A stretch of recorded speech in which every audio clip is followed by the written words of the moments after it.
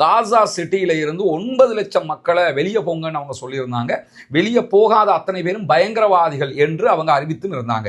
இப்படியான சூழல்ல தற்போது சமாதானம் ஏற்பட்டிருக்கிறது, நாங்கள் வெளியே போக தேவையில்லை என்று இருக்கக்கூடிய மக்களுக்கு மத்தியில் துண்டு பிரசுரங்களை இஸ்ரேலிய ஆக்கிரமிப்பு ராணுவத்தினுடைய விமானங்கள் விநியோகித்துக் கொண்டிருக்கின்ற வான்வழியாக நோட்டீஸ் போட்டு கொண்டிருக்கிறாங்க. நீங்க காசா விட்டு வெளியே போங்க, சமாதானம் உண்டாயிடுச்சு, பாலஸ்தீன விடுதலை அமைப்பு ஒப்புக்கொண்டுடுச்சு, சமாதானம் ஏற்பட்டுடுச்சுன்னு சொல்லி தெளிவாக அமெரிக்க அதிபர் அறிவித்து யுத்தத்தை நிறுத்துங்கன்னு சொன்னதுக்கு பிறகு வான்வழியாக நோட்டீஸ் போடப்பட்டு கொண்டிருக்கிறது. காசா மக்கள் உடனடியாக வெளியேற வேண்டும், காசா சிட்டியில் இருக்கிறவங்க வெளியேற வேண்டும், ஏன்னா தாக்குதல்கள் தொடரப்போகிறது என்று சொல்லி இருக்கிற அதே நேரத்தில்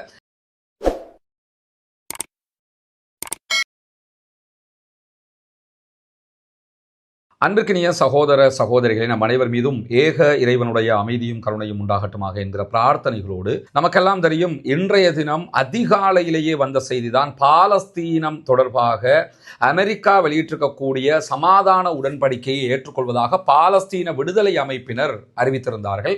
அதில் ஒரு பகுதியை ஏற்றுக்கொள்வதாக சொல்லியிருக்கிறார்கள். எந்தெந்த பகுதி என்பது வெளிப்படையாக சொல்லப்படாவிட்டாலும் ஆயுதங்களை கீழே வைப்பதில்லை, நாங்கள் ஆயுதங்களை கைவிடுவதாக இருந்தால் பாலஸ்தீன அரசாங்கத்திடத்தில் கொடுப்போம், அப்படி ஒரு அரசு அமைக்கப்பட வேண்டும் என்றெல்லாம் சொல்லியிருக்கிறாங்க. அது இரண்டாவது விவகாரம். ஆனால் இந்த அறிவிப்பு வெளியானதோட அமெரிக்க அதிபர் டொனால்ட் ட்ரம்ப் தன்னுடைய ட்ரூத் சோஷியல் பக்கத்தில் என்ன சொல்லியிருந்தாருன்னா, பாலஸ்தீன விடுதலை அமைப்பினர் யுத்த நிறுத்தத்திற்கு ஒப்புக்கொண்டிருக்கிறார்கள், சமாதானத்திற்கு இணங்கி இருக்கிறார்கள், அவர்கள் நீண்ட நெடிய ஒரு அமைதியை தான் விரும்புகிறார்கள், எனவே இஸ்ரேல் உடனடியாக தாக்குதல்களை நிறுத்த வேண்டும் என்று அறிவித்திருந்தார். இஸ்ரேலும் என்ன பண்ணாங்கன்னா ஒரு குறிப்பிட்ட நேரம் தாக்குதல்களை நிறுத்தியிருந்தார்கள். நம்முடைய முன்னாடி போட்ட வீடியோவிலேயே தெளிவாக சொல்லியிருக்கிறோம். அல் ஜசீராவினுடைய விசேட பத்திரிகையாளர் ஹானி மஹமூத் அவங்க நார்த் காசாவில் இருக்கிறாங்க. அங்கே இருந்து சொல்லும் போது என்ன சொல்லியிருந்தாருன்னா, சில பகுதிகளில் புகை மூட்டங்கள் தெரிகிறது, தாக்குதல்கள் நடத்தப்படுகிறது, ஆனால் பல இடங்களில் தாக்குதல்கள் நிறுத்தப்பட்டிருக்கிறது. குறிப்பாக இரண்டு தரப்புக்கும் இடையிலான மோதல்கள் நிறுத்தப்பட்டிருக்கிற அதே நேரத்தில் வான்வழியாக ட்ரோன் தாக்குதல்களும் ட்ரோன் கண்காணிப்புகளும் நிறுத்தப்பட்டிருக்கு. குவாட் கேப்டர் அட்டாக்குகளும் கிடையாது, அதே நேரத்தில் ட்ரோன் கண்காணிப்புகளும் குறைந்திருக்கிறது என்று சொல்லி ஹானி மஹமூத் அவங்க மிக தெளிவாக சொன்ன செய்திகளை அல் ஜசீரா வெளியிட்டு இருந்தது. ஆனால் இந்த செய்திகள் எல்லாம் வெளியாகி ஓரிரு மணி நேரங்களுக்குள்ளாக மீண்டும் இஸ்ரேலிய ஆக்கிரமிப்பு ராணுவம் தாக்குதல்களை நடத்த ஆரம்பித்திருக்கிறது. குறிப்பாக காசா சிட்டியில இருந்து 9 லட்சம் மக்களை வெளியே போங்கன்னு அவங்க சொல்லியிருந்தாங்க. வெளியே போகாத அத்தனை பேரும் பயங்கரவாதிகள் என்று அவங்க அறிவித்தும் இருந்தாங்க. இப்படியான சூழல்ல தற்போது சமாதானம் ஏற்பட்டிருக்கிறது, நாங்கள் வெளியே போக தேவையில்லை என்று இருக்கக்கூடிய மக்களுக்கு மத்தியில் துண்டு பிரசுரங்களை இஸ்ரேலிய ஆக்கிரமிப்பு ராணுவத்தினுடைய விமானங்கள் விநியோகித்துக் கொண்டிருக்கின்ற வான்வழியாக நோட்டீஸ் போட்டு கொண்டிருக்கிறாங்க. நீங்க காசா விட்டு வெளியே போங்க, சமாதானம் உண்டாயிடுச்சு, பாலஸ்தீன விடுதலை அமைப்பு ஒப்புக்கொண்டுடுச்சு, சமாதானம் ஏற்பட்டுடுச்சுன்னு சொல்லி தெளிவாக அமெரிக்க அதிபர் அறிவித்து யுத்தத்தை நிறுத்துங்கன்னு சொன்னதுக்கு பிறகு வான்வழியாக நோட்டீஸ் போடப்பட்டு கொண்டிருக்கிறது. காசா மக்கள் உடனடியாக வெளியேற வேண்டும், காசா சிட்டியில் இருக்கிறவங்க வெளியேற வேண்டும், ஏன்னா தாக்குதல்கள் தொடரப்போகிறது என்று சொல்லியிருக்கிற அதே நேரத்தில் ஏற்கனவே தாக்குதல்கள் நிறுத்தப்பட்ட செய்தியை சொல்லியிருந்த ஹானி மஹமூத் அவங்களே தற்போது பல இடங்களில் இஸ்ரேல் தாக்குதல் நடத்துகிற செய்திகளை சொல்லியிருக்கிறார். குறிப்பாக இதுவரைக்கும் இந்த காலை நேரத்தில் இருந்து பார்த்தீங்கன்னா காசா சிட்டி பகுதிகளில் மட்டும் 16 அப்பாவி சகோதரர்கள் கொல்லப்பட்டிருக்கிறார்கள், ஷஹீதாகி இருக்கிறார்கள் இஸ்ரேலுடைய வான்வழி தாக்குதல்கள் காரணமாக. அதே மாதிரி இஸ்ரேலிய ஆக்கிரமிப்பு ராணுவம் IDF தன்னுடைய எக்ஸ்பெக்ட்ல வெளியிட்டிருக்கக்கூடிய ஒரு அறிவிப்பில் என்ன சொல்லியிருக்கிறாங்கன்னு கேட்டால், வாதி காசா, காசா பள்ளத்தாக்கு பகுதிகள் இன்னும் ஒரு போர் மண்டலமாகவே இருக்கிறது, அங்கே இருப்பது உங்களுக்கு எல்லாம் ஆபத்துன்னு சொல்லியிருக்கிறாங்க. ஆல்ரெடி வாதி காசா போர் மண்டலம் தான், அங்கே இருக்கிறது ஆபத்து தான், அதை தெரிந்துதான் அவங்க இருக்கிறாங்க.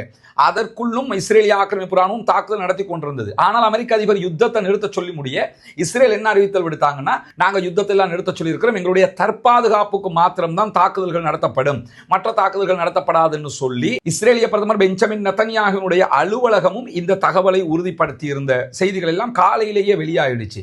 ஆனாலும் இப்ப வெளியிட்டிருக்கக்கூடிய செய்தியில் IDF என்ன சொல்றாங்கன்னா, வாதி காசா பகுதிகளில் இருக்கிறது ஆபத்தானது, அங்கிருந்து வெளியேறுங்கிறாங்க. தாக்குதலை நிறுத்த சொல்லி அமெரிக்க அதிபர் சொன்னதுக்கு பிறகு தாக்குதல் நிறுத்தணும்னு இஸ்ரேலிய ஆக்கிரமிப்பு ராணுவமும் சொன்னதுக்கு பிறகு வாதி காசா பகுதிகளிலிருந்து வெளியேறுங்கள், தாக்குதல் நடத்தப்படும் என்று சொல்வது என்ன வகையான யுத்த தர்மம் என்பதுதான் தற்போது எழுந்திருக்கக்கூடிய ஒரு முக்கியமான கேள்வியாகவும் இருக்கிறது. அதே மாதிரி காசா பகுதிக்கு மேற்கு பகுதிகளில் இருக்கக்கூடிய அல் ஷிஃபா மருத்துவமனை பகுதிகள், அல் ஷிஃபா மருத்துவமனை காசாவினுடைய மேற்கு பகுதிகளில் இருக்குது. அந்த பகுதிகளையும் இப்ப நோட்டீஸ் விநியோகித்துக் கொண்டிருக்கிறாங்க, வான்வழியாக நோட்டீஸ் போட்டுக் கொண்டிருக்கிறாங்க. அல் ஷிஃபா மருத்துவமனையை ஒட்டி இருக்கக்கூடிய பகுதிகளில் யார் யாரும் இருக்காதீங்க, வெளியேறுங்கிறாங்க.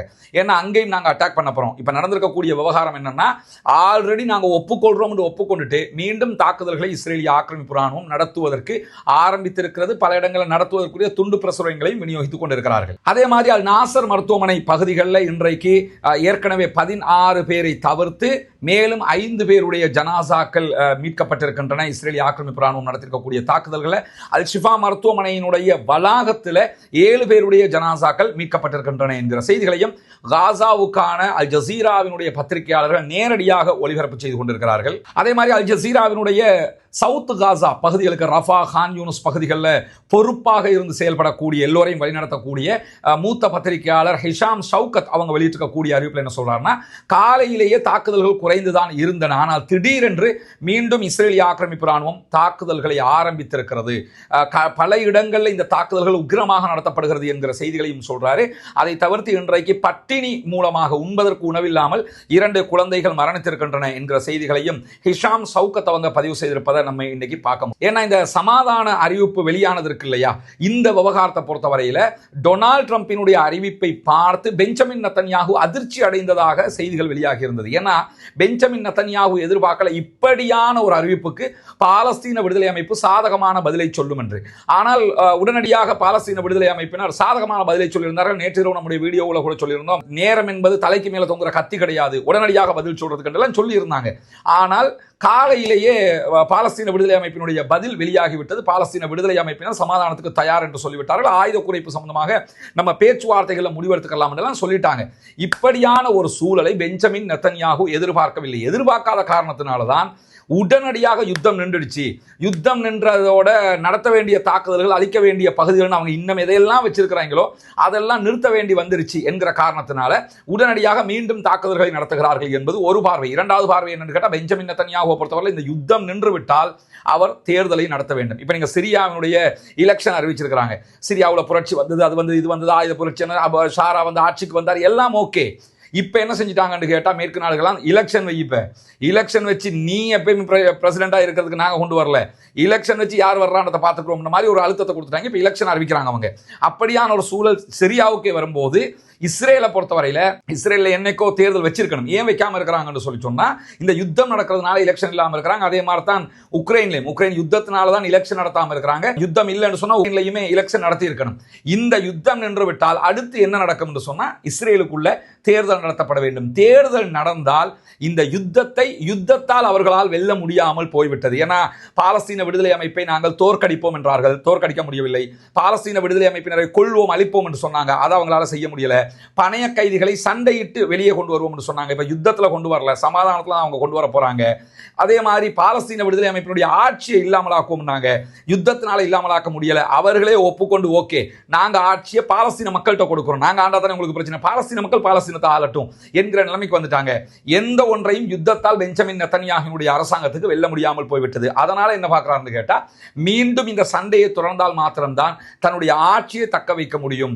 ஏன்னா மொத்தமாக சண்டையிலேயே நாங்கள் பாலஸ்தீன விடுதலை அமைப்பை அழிச்சிட்டோம், இலங்கையில் அழிச்ச மாதிரி எதையாவது ஒன்று சொன்னா இன்னும் ஒரு 2 வாட்டி ஆட்சியில் இருந்துக்கலாம்ல, அந்த மாதிரி ஒரு ஐடியாவில் தான் மீண்டும் அவர் தாக்குதலை தொடர்ந்திருப்பதாக சொல்லப்படுகிறது. என்ன நடக்கப் போகிறது என்பதை பார்ப்போம். அமெரிக்க அதிபருக்கு அரபு நாடுகள் பிரஷர் கொடுக்க வேண்டிய கட்டாயத்துக்கு தள்ளப்பட்டிருக்கிறாங்க. அமெரிக்க அதிபர் கேட்ட மாதிரியே தற்போது பாலஸ்தீன விடுதலை அமைப்பு சமாதானத்துக்கு தயார் என்று சொன்னதுக்கு பிறகும் தாக்குதல்கள் நடைபெறுகிறது. இந்த நேரத்தில் நாம் என்ன செய்ய முடியும் என்று சொன்னால், தயவு செய்து குனூத்துன் நாசிலாவை மீண்டும் ஓதுங்கள். ஏன்னா சமாதானமாமே என்றத்தோட குனூத்துன் நாசிலா இனி ஓத தேவையில்லை என்கிற நிலையையும் சில சகோதரர்கள் எடுப்பது போன்று சில செய்திகளை நம்ம பார்க்கிறோம். இன்னும் சமாதானத்திற்கான உத்தியோகபூர்வ அறிவிப்புகள் வரவில்லை என்பதை புரிந்து கொள்ளுங்கள். அமெரிக்கா அறிவிச்சாங்க, அதுக்கு ஒப்புக்கொள்றோம்னு பாலஸ்தீன விடுதலை அமைப்பு சொல்லி இருக்கிறாங்க. ஆனா இன்னும் சிட்டிங் உட்காரலவங்க, பேச்சுவார்த்தை நடத்தல, சமாதானம் எப்படின்னு சொல்லி பேசல, இந்த மாதிரி விவகாரங்கள் எல்லாம் இருக்கிறது. இப்ப பேச்சுவார்த்தை நடக்க முன்னாடி மீண்டும் தாக்குதல்களை இஸ்ரேல் ஆரம்பித்திருக்கக்கூடிய சூழல்ல நாம் செய்ய வேண்டியது பாலஸ்தீன மக்களுக்காக பிரார்த்தனை செய்வது, இஸ்ரேலிய ஆக்கிரமிப்பு ராணுவத்திற்கு எதிராக தொடர்ந்தும் குனூத்துன் நாசிலாவை ஓதி வருவதுதான் சகோதரர்களை. பாலஸ்தீனம் வெற்றி பெறுவதற்கு நாம் அத்தனை பேரும் பிரார்த்திக்கிற அதே நேரம் இஸ்ரேலிய ஆக்கிரமிப்பு ராணுவத்தினுடைய அடாவடிகள் இல்லாமலாகுவதற்கும் அவர்கள் அடக்கப்பட வேண்டும் என்பதற்காகவும் அல்லாஹ்விடத்திலே குனூத்துன் நாசிலாவையும் ஓத மறந்து விடார்கள். தொடர்ந்து இணைந்திருங்கள். உடனுக்குடன் இந்த செய்திகளை கொண்டு வந்து தருவதற்கு நாம் தயாராக இருக்கிறோம். அல்ஹம்துலில்லாஹி ரப்பில் ஆலமீன்.